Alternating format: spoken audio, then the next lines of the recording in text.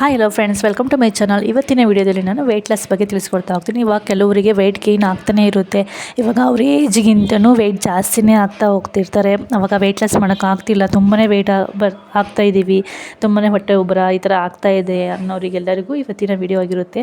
ಇವಾಗ ನಾನು ಹೇಳುವಂತಹ ಡಯೆಟನ್ನು ನೀವು ಫಾಲೋ ಮಾಡೋದ್ರಿಂದ ವೆಯ್ಟ್ ಲಾಸ್ ಆಗುತ್ತೆ. ಅರೌಂಡ್ ಒಂದು 10 to 15 kg ಅಂತೂ ಡೌನ್ ಆಗ್ತೀರಾ.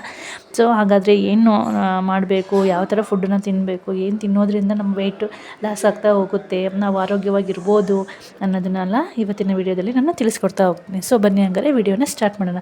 ಸೊ ಫಸ್ಟು ನಾವು ಒಂದು ಆವ್ರೇಜ್ ಮನುಷ್ಯನಿಗೆ ಎಷ್ಟು ಕ್ಯಾಲರೀಸ್ ಬೇಕಾಗುತ್ತೆ ಒನ್ ಡೇಗೆ ಅಂತ ಹೇಳೋದಾದರೆ 2000 ಕ್ಯಾಲರೀಸು ನಮಗೆ ಬೇಕಾಗುತ್ತೆ. ಆದರೆ ನಾವು ಏನು ಮಾಡ್ತೀವಿ, ಬೆಳಗ್ಗೆ ಒಂದು ಚೆನ್ನಾಗಿ ಫುಡ್ ತಿಂದುಬಿಡ್ತೀವಿ, ಅದು 1000 ಇರುತ್ತೆ. ಮಧ್ಯಾಹ್ನದಲ್ಲೂ ಅಷ್ಟೇ 1000 ಇರುತ್ತೆ, ನೈಟು ಅಷ್ಟೇ 1000 ಇರುತ್ತೆ. ಸೊ ಈ ಥರ ತಿನ್ನೋದ್ರಿಂದ ನಮ್ಮ ವೆಯ್ಟು ಜಾಸ್ತಿ ಆಗೇ ಆಗುತ್ತೆ ಆಟೋಮೆಟಿಕ್ಕಾಗಿ. ಸೊ ಆವ್ರೇಜ್ ಮನುಷ್ಯನಿಗೆ 2000 ಕ್ಯಾಲರೀಸ್ ಅಷ್ಟು ಒಂದು ಡೇಗೆ ಬೇಕಾಗುತ್ತೆ. ಇವಾಗ ಚೆನ್ನಾಗಿ ಕೆಲಸ ಮಾಡೋರಿಗೆ ನಾವೇನು ಮಾಡಬೇಕು, ಇವಾಗ 2000 ಕ್ಯಾಲರಿ ಬೇಕು ಅಂದರೆ ನಾವು ಅದನ್ನು 1500ಗೆ ಸ್ವಲ್ಪ ಕಮ್ಮಿ ಮಾಡ್ಕೊಬೇಕು. ಅದನ್ನು ಯಾವ ಥರ ಕಮ್ಮಿ ಮಾಡ್ಕೊಬೇಕು ಅಂದರೆ ನಾವು ಕೀಟೋ ಡಯಟ್ ಫಾಲೋ ಮಾಡೋದ್ರಿಂದ ಕಮ್ಮಿ ಮಾಡ್ಕೊಬೋದು. ಅದು ಜಾಸ್ತಿ ಕ್ಯಾಲರಿ ತಿಂದು ನಾವು ತೂಕ ಜಾಸ್ತಿ ಇದ್ದರೆ ಕೆಲವೊಂದು ಸಮಸ್ಯೆಗಳು ಸ್ಟಾರ್ಟ್ ಆಗ್ತವೆ. ಇವಾಗ ಬ್ಯಾಕ್ ಪೇಯ್ನ್ ಸ್ಟಾರ್ಟ್ ಆಗ್ಬೋದು, ಕಾಲು ನೋವು ಸ್ಟಾರ್ಟ್ ಆಗ್ಬೋದು, ಹಾರ್ಟ್ ಪ್ರಾಬ್ಲಮ್ ಸ್ಟಾರ್ಟ್ ಆಗ್ಬೋದು, ಹಿಂಡಿ ನೋವು ಸ್ಟಾರ್ಟ್ ಆಗ್ಬೋದು. ಈ ಥರ ಕೆಲವೊಂದು ಕಾಯಿಲೆಗಳು ಸ್ಟಾರ್ಟ್ ಆಗ್ತಾ ಹೋಗ್ತವೆ ವೆಯ್ಟ್ ಜಾಸ್ತಿ ಇರೋದ್ರಿಂದ. ಹಾಗಾಗಿ ನಾವು ಕೀಟೋ ಡಯಟನ್ನು ಫಾಲೋ ಮಾಡಬೇಕು. ಇದರಿಂದ ನಮ್ಮ ವೆಯ್ಟು ಕಮ್ಮಿ ಆಗ್ತಾ ಹೋಗುತ್ತೆ. ಹಾಗಾದರೆ ಕೀಟೋ ಡಯಟ್ ಅಂದರೆ ಏನು, ಅದರಲ್ಲಿ ಯಾವ್ಯಾವ ಪರ್ಸೆಂಟೇಜಿಗೆ ಯಾವ್ದು ಇರುತ್ತೆ, ಕ್ಯಾಲರೀಸ್ ಇರುತ್ತೆ ಅನ್ನೋದ್ರ ಬಗ್ಗೆ ಇವಾಗ ನಾನು ಡೀಟೇಲಾಗಿ ತಿಳಿಸ್ಕೊಡ್ತಾ ಹೋಗ್ತೀನಿ. ಸೊ ಕೀಟೋ ಡಯಟಲ್ಲಿ 70% ಫ್ಯಾಟ್ ಇರಬೇಕು, 25% ಅಷ್ಟು ಪ್ರೋಟೀನ್ ಇರಬೇಕು, 5% ಅಷ್ಟು ಕಾರ್ಬೋಹೈಡ್ರೇಟ್ ಇರಬೇಕು. ಇದಿಷ್ಟು ಕೀಟೋ ಡಯಟಿನ ಒಂದು ಚಾರ್ಟು.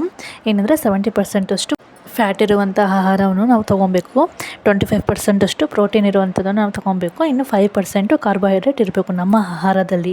ಈ ಥರ ಇರುವ ಆಹಾರ ಪದ್ಧತಿಯನ್ನು ನಾವು ಫಾಲೋ ಮಾಡೋದ್ರಿಂದ ನಮಗೆ ವೆಯ್ಟ್ ಲಾಸ್ ಆಗ್ತಾ ಹೋಗುತ್ತೆ. ಒಂದು 40 to 50 ಡೇಸ್ ಇದನ್ನು ನಾವು ಕೀಟೋ ಡಯಟ್ ಫಾಲೋವನ್ನು ಮಾಡಿದರೆ ಒಂದು 10ರಿಂದ 15 kg ಅಷ್ಟು ನಾವು ತೂಕನ ಆರಾಮಾಗಿ ಕಮ್ಮಿ ಮಾಡ್ಕೊಬೋದು. ತೂಕ ಕಮ್ಮಿ ಆದಮೇಲೆ ನಾವು ನಾರ್ಮಲಾಗಿ ಬ್ಯಾಲೆನ್ಸಿಂಗ್ ಊಟನ ಮಾಡಬೇಕು. ಇವಾಗ ಒಂದೇ ಸಲ ಜಾಸ್ತಿ ತಿನ್ನೋದಲ್ಲ, 40 to 50 ಡೇಸ್ ಆದಮೇಲೆ ಸ್ವಲ್ಪನೇ ಕಂಟ್ರೋಲ್ ಆಗಿ ನಾವು ಆಹಾರ ಪದ್ಧತಿನ ನಾರ್ಮಲಾಗಿ ತಿಂತಾ ಬರ್ಬೋದು. ಸೊ ಹಾಗಾದರೆ ಯಾವೆಲ್ಲ ಇವಾಗ ಈ ಡಯಟ್ ಸಿಸ್ಟಮಲ್ಲಿ ಯಾವೆಲ್ಲ ಆಹಾರನ ನಾವು ತಿನ್ಬೋದು ಡಯೆಟ್ಟಾಗಿ, ಕೀಟೋ ಡಯೆಟ್ಟಲ್ಲಿ ಇರುವಂಥ ಆಹಾರ ಪದ್ಧತಿ ಏನು, ಯಾವ ಆಹಾರ ನಾವು ತಿನ್ನಬೇಕು ಅನ್ನೋದನ್ನು ಇವಾಗ ತಿಳಿಸ್ಕೊಡ್ತಾ ಹೋಗ್ತೀನಿ.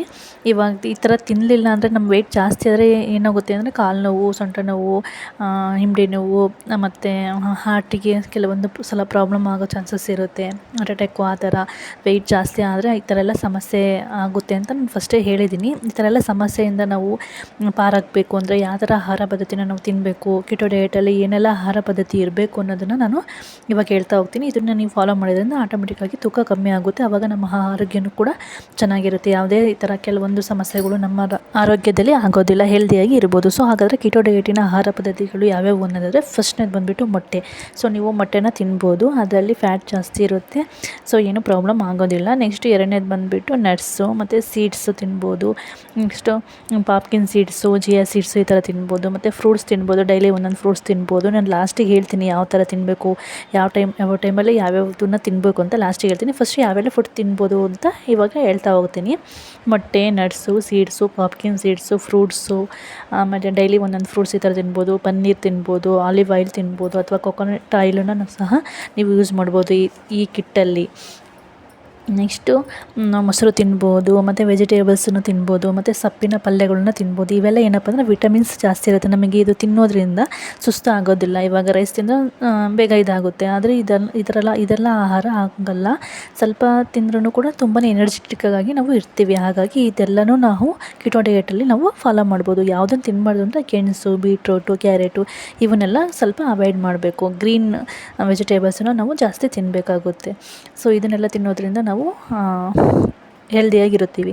ಸೊ ಇವಾಗ ಯಾವ ಟೈಮಲ್ಲಿ ತಿನ್ನಬೇಕು, ಯಾವ್ಯಾವ ಟೈಮಲ್ಲಿ ಏನೇನು ತಿನ್ನಬೇಕು ಅಂತ ಹೇಳೋದಾದರೆ, ಫಸ್ಟಿಗೆ ನಾವು ಮಾರ್ನಿಂಗಲ್ಲಿ ಇವಾಗ ಎದ್ದ ತಕ್ಷಣ ಕೆಲವೊಬ್ಬರು ಎಕ್ಸಸೈಸ್ ಮಾಡೋರು ಇರ್ತೀರ. ಎಕ್ಸಸೈಸ್ ಮಾಡೋರಾದರೆ ಓಕೆ, ಫಸ್ಟಿಗೆ 1 ಗ್ಲಾಸಷ್ಟು ನೀವು ನೀರು ಕುಡಿದ್ಬಿಟ್ಟು ಎಕ್ಸಸೈಸ್ ಮಾಡಿಬಿಟ್ಟು ಸ್ವಲ್ಪ ಹೊತ್ತು ಬಿಟ್ಬಿಟ್ಟು ಸ್ವಲ್ಪ ನಟ್ಸ್ ತಿನ್ಬೋದು, ಅಥವಾ ಚಿಯಾ ಸೀಡ್ಸ್ ತಿನ್ಬೋದು, ಪಾಪ್ಕಿನ್ ಸೀಡ್ಸ್ ತಿನ್ಬೋದು. ಆಮೇಲೆ ಒಂದು ಫ್ರೂಟ್ಸನ್ನು ನೀವು ತಿನ್ಬೋದು. ಇವಾಗ ಎಗ್ ತಿನ್ನೋರಿದ್ದರೆ ಒಂದು ಎಗ್ಗನ್ನು ತಿನ್ಬೋದು. ಈ ಥರ ಫ್ರೂಟ್ಸ್ ಬದಲು ಎಗ್ಗು ಈ ಥರ ತಿನ್ಬೋದು. ಎಗ್ ತಿನ್ನಲ್ಲ ಅಂದರೆ ಒಂದು ಫ್ರೂಟ್ಸ್ ತಿನ್ಬೋದು. ಈ ಥರ ನೀವು ಮಾರ್ನಿಂಗ್ ಪ್ಲ್ಯಾನನ್ನು ನೀವು ಮಾಡ್ಕೊಬೋದು. ನೆಕ್ಸ್ಟ್ ಏನು ಮಾರ್ನಿಂಗ್ ಅಂದರೆ ಒಂದು ಸೀಡ್ಸು ಮತ್ತು ನಟ್ಸು ಮತ್ತು ಒಂದು ಬೌಲಷ್ಟು ನಟ್ಸು ಸ್ವಲ್ಪ ಸೀಡ್ಸ್ ಅದ್ರ ಜೊತೆ ಮಿಕ್ಸ್ ಮಾಡ್ಕೊಂಡು ನಟ್ಸ್ ಜೊತೆ ಸ್ವಲ್ಪ ಸೀಡ್ಸ್ ಮಿಕ್ಸ್ ಮಾಡ್ಕೊಂಡು ತಿನ್ಬೋದು. ಆಮೇಲೆ ಒಂದು ಫ್ರೂಟ್ಸ್ ತಿನ್ಬೋದು. ಇಲ್ಲಾಂದರೆ ಫ್ರೂಟ್ಸ್ ಬೇಡ ಅಂದರೆ ಒಂದು ಎಗ್ ತಿನ್ನೋರಿದ್ರೆ ಒಂದು ಎಗ್ ತಿನ್ಬೋದು. ಇದಿಷ್ಟು ಮಾರ್ನಿಂಗ್ ಪ್ಲಾನ್ ಆಗುತ್ತೆ. ಇನ್ನು ಆಫ್ಟರ್ನೂನ್ ಏನು ತಿನ್ನಬೇಕು ಅಂದರೆ ಆಫ್ಟರ್ನೂನಲ್ಲಿ ವೆಜಿಟೇಬಲ್ಸ್ ತಿನ್ಬೋದು. ವೆಜಿಟೇಬಲ್ಸ್ ಯಾವ ಥರ ಅಂದರೆ ಇವಾಗ ತುಪ್ಪದಲ್ಲಿ ನೀವು ತುಪ್ಪ ಹಾಕ್ಕೊಂಬಿಟ್ಟು ತುಪ್ಪದಲ್ಲಿ ಸ್ವಲ್ಪ ಬೇಯಿಸ್ಕೊಂಬಿಟ್ಟು ನೀವು ವೆಜಿಟೇಬಲ್ಸ್ ತಿನ್ಬೋದು, ಅಥವಾ ಪನ್ನೀರ್ ತಿನ್ಬೋದು. ಈ ಥರ ನ್ಯಾಚುರಲಾಗಿ ಇರಬೇಕು ನೀವು ಆ ಥರ ತಿನ್ನೋದ್ರಿಂದ, ಇವಾಗ ತುಪ್ಪ ಹಾಕ್ಕೊಂಡು ನೀವು ವೆಜಿಟೇಬಲ್ಸ್ ತಿನ್ನೋದ್ರಿಂದ ಅದು ಹೆಲ್ದಿಯಾಗಿರುತ್ತೆ. ಬೇಗ ಹೊಟ್ಟೆ ಹಸಿವು ಆಗೋದಿಲ್ಲ ಮತ್ತು ಸುಸ್ತು ಅನಿಸೋದಿಲ್ಲ. ಇದು ತುಂಬಾ ಒಳ್ಳೆಯದು. ತುಪ್ಪದಲ್ಲಿ ವೆಜಿಟೇಬಲ್ಸ್, ಗ್ರೀನ್ ವೆಜಿಟೇಬಲ್ಸ್ ನಾನೇನು ಹೇಳಿದ್ನಲ್ಲ ಅದಿಷ್ಟು ನೀವು ವೆಜಿಟೇಬಲ್ಸನ್ನು ತಿನ್ಬೋದು. ನೈಟ್ ಏನು ತಿನ್ಬೋದು ಅಂತಂದರೆ ಬಾಯ್ಲ್ ಆಗಿರುವಂಥ ವೆಜಿಟೇಬಲ್ಸ್ ತಿನ್ಬೋದು, ಬೇಯಿಸಿರೋ ತರಕಾರಿಗಳು ತಿನ್ಬೋದು, ಅಥವಾ ಸೊಪ್ಪುಗಳು ತಿನ್ಬೋದು.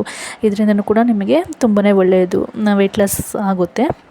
ಈ ಥರ ನೀವು ನೈಟನ್ನು ಪ್ಲಾನ್ ಮಾಡ್ಕೊಬೋದು. ಇಷ್ಟು ವೆಯ್ಟ್ ಲಾಸಿನ ಬಗ್ಗೆ ಮಾಹಿತಿ ಆಗಿತ್ತು. ಕೀಟೋ ಡಯಟ್ ಅಂದರೆ ಏನು, ಅದರಲ್ಲಿ ಯಾವ ಪರ್ಸೆಂಟೇಜ್ ಯಾವುದ್ಯಾವ್ದು ಇರಬೇಕು, ಯಾವೆಲ್ಲ ಆಹಾರ ಪದ್ಧತಿನ ತಿನ್ನಬೇಕು, ಯಾವ ಟೈಮಲ್ಲಿ ಯಾವುದನ್ನು ತಿನ್ನಬೇಕು ಅನ್ನೋದನ್ನು ಅಷ್ಟನ್ನು ನಾನು ಇವತ್ತಿನ ವೀಡಿಯೋದಲ್ಲಿ ಡೀಟೇಲಾಗಿ ತಿಳಿಸ್ಕೊಟ್ಟಿದ್ದೀನಿ.